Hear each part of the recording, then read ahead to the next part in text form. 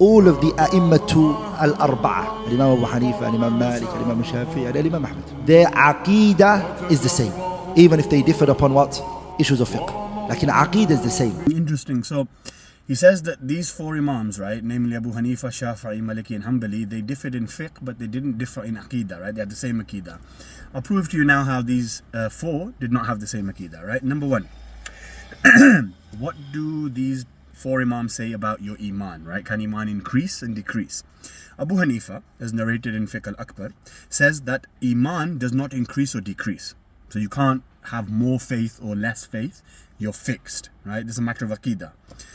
However, Imam Malik, Shafi'i and Ahmad ibn Hanbal, they believe that Iman increases with obedience to Allah subhanahu wa ta'ala and it decreases with sin, right?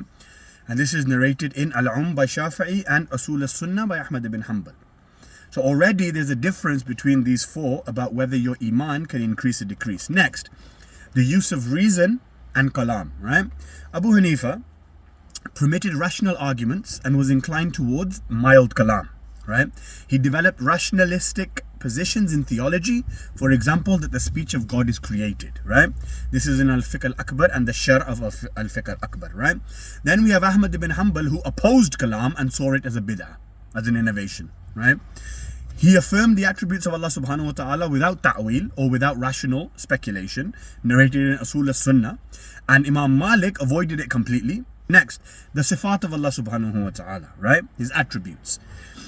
Abu Hanifa used ta'wil in some attributes of Allah subhanahu wa ta'ala. For example, istawa ala al-arsh, he explained it as istila, meaning dominion, right? He didn't say God physically ascended a throne, it's his power, right? This is in Al-Fiqh al-Akbar. So he doesn't sit like the creatures and it's not literal. That's Abu Hanifa's aqaid on what? Sifat of Allah. Then you have Ahmad ibn Hanbal. He took more of a literalist approach and he affirmed the sifat bila kayf, right?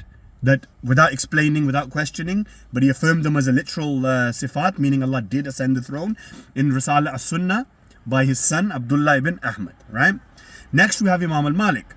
Imam Malik said, as narrated by Bayhaqi in Al-Asma wa Sifat, that the istawa is known, the how is unknown, belief in it is obligatory, but asking about it is a bid'ah.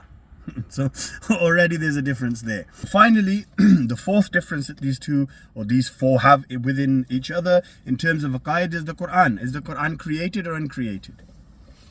Which one is it? Because according to Abu Hanifa, the eternal speech of Allah is different to the physical recitation. The eternal speech of Allah is uncreated, whereas the physical recitation is created in Fiqh al-Akbar, right? Then Ahmad ibn Hanbal said that the Quran is uncreated in speech. This is in Al-Tabaqat by Ibn Abi Ya'la. So already there's differences in matters of aqaid. So they did not just differ in fiqh, they differed in aqaid. And what makes it worse is all four of them differed with Imam al-Sadiq and Imam al-Baqir alayhimus salam, Ahlul Bayt alayhimus salam, in aqaid and fiqh. The Aqidah is the same.